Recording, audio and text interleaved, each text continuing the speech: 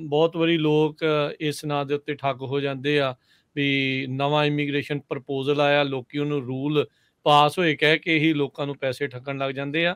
ਅਸੀਂ ਸਮਝਦੇ ਹਾਂ ਵੀ ਸਾਰੇ ਜਾਣੇ ਚਾਹੁੰਦੇ ਆ ਵੀ ਜਲਦੀ ਤੋਂ ਜਲਦੀ ਨੰਬਰ ਆਵੇ, ਕਿਸੇ ਨਾ ਕਿਸੇ ਤਰੀਕੇ ਨਾਲ ਬਣੇ, ਪਰ ਇਹਨਾਂ ਜ਼ਰੂਰ ਧਿਆਨ ਰੱਖਿਆ ਕਰੋ ਵੀ ਤੁਹਾਡੇ ਕੋਲ ਇਨਫੋਰਮੇਸ਼ਨ ਸਹੀ ਹੋਵੇ, ਤੇ ਉਹਦੇ ਲਈ ਤੁਸੀਂ ਅਪਡੇਟ ਇਮੀਗ੍ਰੇਸ਼ਨ ਪ੍ਰੋਗਰਾਮ ਜਿਹੜਾ ਅਟਾਰਨੀ ਟਿਰਕੀਆਣਾ ਉਹਨਾਂ ਦੇ ਨਾਲ ਆ, ਬਿਲਕੁਲ ਬਿਲਕੁਲ ਠੀਕ ਖਬਰ, ਜੋ ਅਸਲੀਅਤ ਆ ਉਹ ਆ।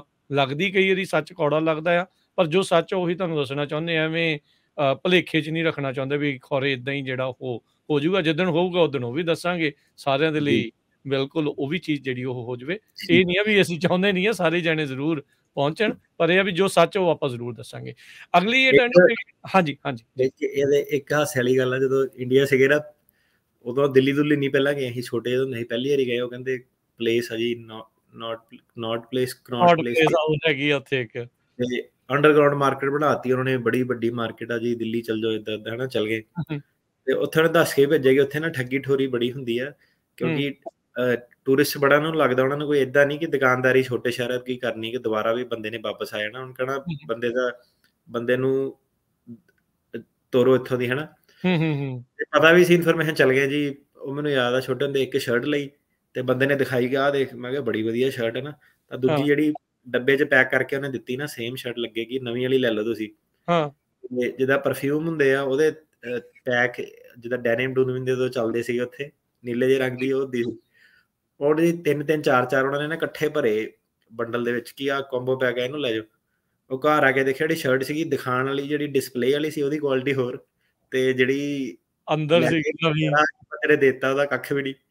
ਤੇ ਉਹ ਪਰਫਿਊਮ ਸੀਗੇ ਨਾ, ਉਹਨੂੰ ਪਰਫਿਊਮ ਪਹਿਲਾਂ ਟੈਸਟ ਵੀ ਕਰਕੇ ਲਏ ਕਿ ਚੱਲ ਠੀਕ ਆ। ਉਹ ਪਰਫਿਊਮ, ਉਹ ਜਿਹੜੇ ਡਿਓਡਰੈਂਟ ਸੀਗੇ, ਉਹਨੂੰ ਥੋੜੀ ਕੁ ਦੇਰ ਚਲਾਇਆ ਤੇ ਉਸ ਤੋਂ ਬਾਅਦ ਉਹਦੀ ਜਿਹੜੀ ਪਰਫਿਊਮ ਸੀਗਾ ਉਹ ਖਾਲੀ ਹੋ ਗਿਆ, ਵਿੱਚ ਪਾਣੀ ਭਰਿਆ ਉਹਦੇ ਉੱਤੇ, ਪਾਣੀ ਜਗ੍ਹਾ ਭਰਨ ਲਈ ਪਾਣੀ ਭਰਿਆ ਉਹਦੇ ਉੱਤੇ 80-90%। ਤੇ ਹੁਣ ਮੈਂ ਕਿਹਾ ਵਕੀਲੀ ਦਾ ਵੀ ਫਿਰ ਉਹੀ ਹਿਸਾਬ ਕਿਤਾਬ ਆ ਕਿ ਕਿਹੜੇ ਹਿਸਾਬ ਵਾਲੀ ਕਰਨੀ ਹੈ, ਹਨਾ। ਜਿਹੜਾ ਕੋਈ ਵੀ ਧੰਦਾ ਉਹ ਕਿਹੜੇ ਹਿਸਾਬ ਵਾਲਾ ਤੁਸੀਂ ਕਰਨਾ ਵਾ, ਉਹਨੂੰ ਸ਼ਾਰਟ ਟਰਮ ਵਾਲਾ ਕਰਨਾ ਕਿ ਉਹਨੂੰ ਲੌਂਗ ਟਰਮ ਵਾਲਾ ਕਰਨਾ, ਸਲੋ ਕਰਨਾ। ਹੁਣ ਜਿਹੜੇ ਕਈ ਲੋਕ ਆ ਏਦਾਂ ਕਿ ਸਲੋ ਵਾਲਾ ਵੀ ਤੁਸੀਂ ਕਰੋ ਕਿ ਤੇਰੇ ਲਈ ਸਹੀ ਗੱਲ ਇਹ ਆ, ਤੂੰ ਨਾ ਕਰ, ਤੇਰੀ ਬੰਨੀ ਨਹੀਂ। ਉਹਨੇ ਕਿਹੜਾ ਨਹੀਂ ਹੈ ਵਕੀਲ ਮਾੜਾ, ਇਹਨੇ ਮੈਨੂੰ ਆਪਸ਼ਨ ਨਹੀਂ ਦਿੱਤੀ ਕੋਈ, ਇਹਨੇ ਮੈਨੂੰ ਦੱਸਿਆ ਨਹੀਂ ਕੁਛ। ਵਕੀਲ ਕਵੇ ਵੀ ਭਾਵੇਂ ਕਿ ਨਹੀਂ ਯਾਰ ਤੇਰੀ ਹੁਣ ਗੇਮ ਓਵਰ ਹੋ ਗਈ ਹੈ, ਸਮਝ ਲਾ ਗੱਲ, ਤੂੰ ਸਰਕਿਟ ਕੋਰਟ ਤੇ ਹਾਰ ਗਿਆ, ਉਸ ਤੋਂ ਬਾਅਦ ਤੇਰੀ ਮੋਸ਼ਨ ਟੂ ਰੀਓਪਨ ਵੀ ਹੋ ਗਈ ਹੈ। ਤਾਂ ਬੰਦਾ ਹੁਣ ਕਈ ਵਾਰੀ ਆਪ ਕਹਿੰਦਾ ਕਿ ਨਹੀਂ, ਮੇਰਾ ਨਾ ਕੁਛ ਫਾਈਲ ਕਰੋ ਤੁਸੀਂ, ਮੈਨੂੰ ਖਤਰਾ, ਮੈਨੂੰ ਕੁਛ ਫਾਈਲ ਕਰੋ, ਮੇਰਾ ਸਿਸਟਮ ਜੇ ਪੈਂਡਿੰਗ ਹੋਵੇ। ਤੁਸੀਂ ਕਹਿੰਦੇ ਕਿ ਨਹੀਂ, ਤੇਰਾ ਹੁਣ ਸਟੇ ਨਹੀਂ ਤੈਨੂੰ ਮਿਲਣੀ, ਮਤਲਬ ਕਿ ਕੋਈ ਫਰਕ ਨਹੀਂ ਪੈਣਾ, ਤੂੰ ਫਾਈਲ ਕਰ ਨਾ ਕਰ, ਤੇਰੇ ਰਿਮੂਵਲ ਲੱਗਾ, ਜਿੱਥੇ ਤੈਨੂੰ ਫੜਿਆ ਉੱਥੇ ਉਹਨਾਂ ਨੇ ਆਈਸ ਵਾਲਿਆਂ ਨੇ ਹਾਜ਼ਰੀ ਲਾ ਤੇ ਉਹਨਾਂ ਨੇ ਭੇਜ ਦੇਣਾ।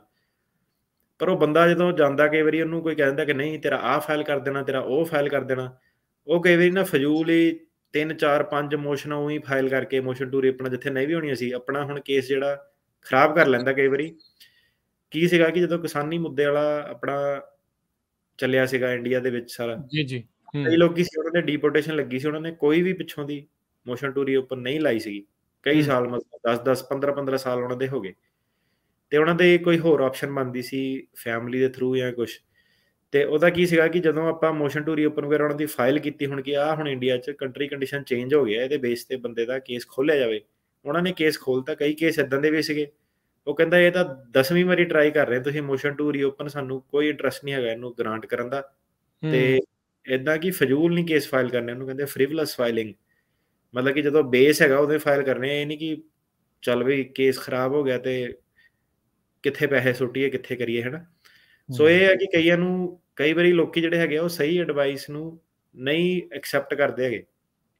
ਫਿਰ ਉਹੀ ਬੰਦੇ ਜਦੋਂ 2-2 3-3 ਸਾਲ ਬਾਅਦ ਕਈ ਵਾਰੀ ਵਾਪਸ ਵੀ ਆਏ ਆ ਸਾਡੇ ਕੋਲ, ਵਾਪਸ ਹੁਣ ਏਦਾਂ ਆਏ ਕਿ BIA ਦੇ ਵਿੱਚ ਫਿਰ ਦੁਬਾਰਾ ਉਹੀ ਕਿ ਨੰਬਰ ਸੇਵ ਹੁੰਦਾ ਕਿ ਤੁਹਾਡੇ ਨਾਲ ਤਾਂ ਪਹਿਲਾਂ ਵੀ ਗੱਲ ਕੀਤੀ ਸੀ, ਉਦੋਂ ਕੀ ਹੋਇਆ ਸੀਗਾ। ਫਿਰ ਉਹੀ ਇਹ ਹੈ ਕਿ ਹੁਣ ਜਿਹੜੀ ਐਡਵਾਈਸ ਆ, ਠੀਕ ਆ, ਉਹਨੂੰ ਕਈ ਸੋਰਸਾਂ ਤੋਂ ਤੁਸੀਂ ਇਕੱਠੀ ਕਰੋ, ਸੁਣੋ, ਹਰੇਕ ਬੰਦੇ ਨੂੰ ਸੁਣੋ ਕਿੱਦਾਂ ਵਾ, ਪਰ ਚੀਜ਼ ਉਹੀ ਕਰੋ ਜਿਹੜੀ ਲੀਗਲੀ ਤੁਹਾਨੂੰ ਹੋ ਸਕਦੀ ਆ। ਕੋਈ ਇਹ ਨਹੀਂ ਕਿ ਮੈਨੂੰ ਭਰੋਸਾ ਨਹੀਂ ਦਵਾਇਆ, ਮੈਨੂੰ ਕੌਨਫੀਡੈਂਸ ਨਹੀਂ ਦਿੱਤਾ, ਉਹ ਚੀਜ਼ਾਂ ਕੋਰਟ ਦੇ ਵਿੱਚ ਨਹੀਂ ਕੰਮ ਕਰਦੀਆਂ। ਜੀ, ਬਿਲਕੁਲ।